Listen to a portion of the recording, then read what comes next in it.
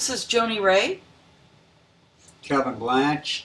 This is a group of activists as we all join together today in the anti-nuclear protests on the San Onofre Restart Up. There's an incredible group of activists in this photograph. What a photograph. The lighting's so perfect. And what a beautiful mix of strong activists coming together all at once from all over the United States. All with concerns of safety, because this doesn't just affect Southern California and 8 million people. The lessons. This is a global issue. Yeah, this is a global issue. This is like, lessons that weren't learned from Fukushima, and people want to know why. What is the NRC hiding? What is going on with Southern California Edison? Why are they pushing to restart a failed nuclear reactor that sits on 3 faults? Right here, and with more spent fuel laying in the site than any other reactor in the country. The most flawed design. It's had more spent fuel rod problems than the other 103 combined. I mean, it is an absolute disaster. SONGS is a disaster as it sits, and it is a disaster. So it's a disaster waiting to happen. Even though it's shut down, it's still dangerous with the spent fuel rods, 40 plus years stored in one site. And as Kevin found out, they had a backdoor ruling. Yeah, they had a backdoor ruling. I really didn't understand. I knew this, and they've been told that the spent fuel rods are stored on site, which is illegal, and it's been illegal for years. Well, they backdoored how they pulled this off. They turned all 104 nuclear sites into official nuclear waste dump sites now. Storage. Yeah, and they've never been set up for that. But that's how they backdoored it, because they were in violation of the law. So they backdoored that way into it. So here it's all sitting there, never built to sit there, just sitting there on trays, in cooling ponds, sitting there with never set up for it.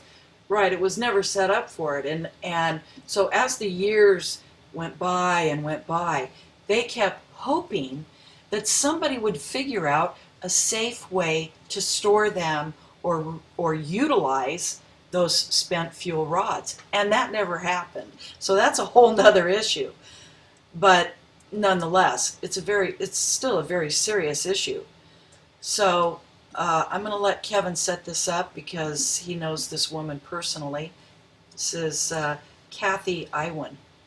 Yeah, Cathy's and I's story it goes all the way back. It's a really emotional story. It goes clear back to the day that Fukushima happened. Cathy and her young children and her husband were living in Japan, and they're very close to being wiped out by the tsunami. It was very traumatic on their family, and she was in my site immediately the first few days, and the only information she was getting was a lot from my videos, and we developed a relationship, and she's turned into one powerful, amazing activist, this woman. So we're going to listen to her story.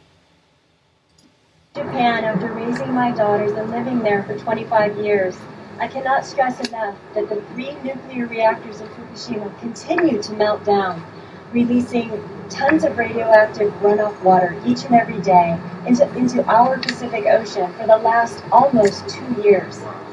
Contrary to popular belief, this disaster is nowhere to being completed or over.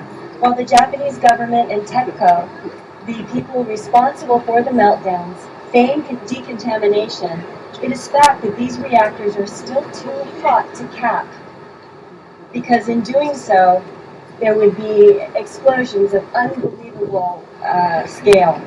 They are so highly contaminated, in fact, that human workers cannot go in to begin repairs.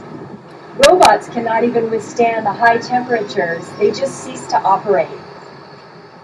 Commissioner William Magwood of the U.S. Nuclear Regulatory Commission, speaking about the Fukushima reactors recently, last year on October 12th in Washington, D.C., at a Senate Environment and Public Works Committee hearing in D.C., he said, and I quote, "It is difficult to underestimate the challenge of removing radioactive material from the area. There will need to be new technologies to accomplish the cleanup. And some of these technologies don't exist, he said. I live 380 miles away from the Fukushima reactors in southwest Japan in a place called Wakayama. I lived with a Geiger counter measuring my food in the environment and also in the environment for a year before we made the decision to leave. I can attest to the fact that contamination in no way stays within the evacuation zone of 20 kilometers. Presently, 26 out of 47 prefectures in Japan are found to have trace measurements of radioactive cesium in their municipal water supplies. Now we're in San Onofre. Risking restart of the defective reactor number 2 at San Onofre is essentially rendering our children laboratory guinea pigs in Edison's nuclear experiment. It's our responsibility to protect our most valuable resource, our children.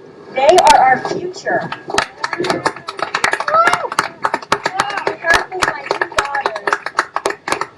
On behalf of my two daughters, who are half Japanese, I demand a transparent adjudicatory hearing with license amendment process, including hearings with sworn testimony from both sides, and cross-examination with experts outside of the NRC and outside of Southern Cal Edison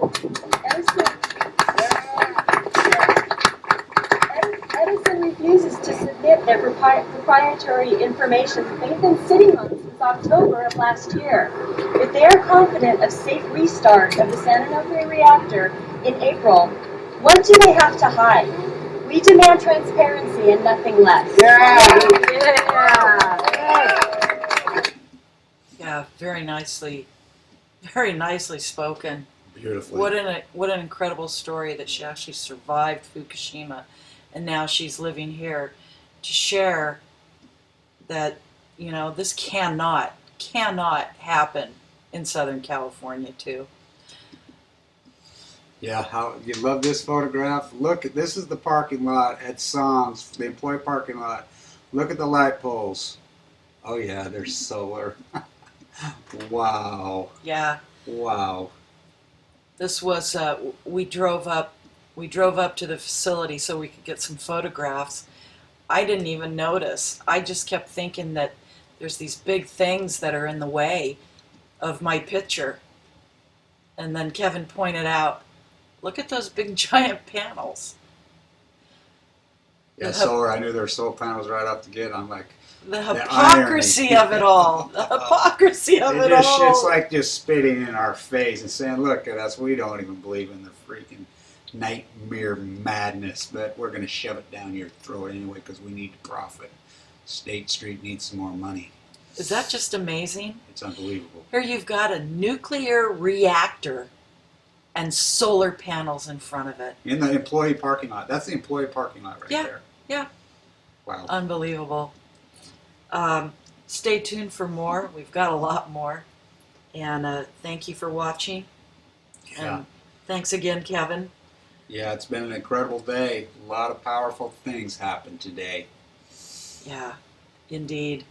As always, God bless.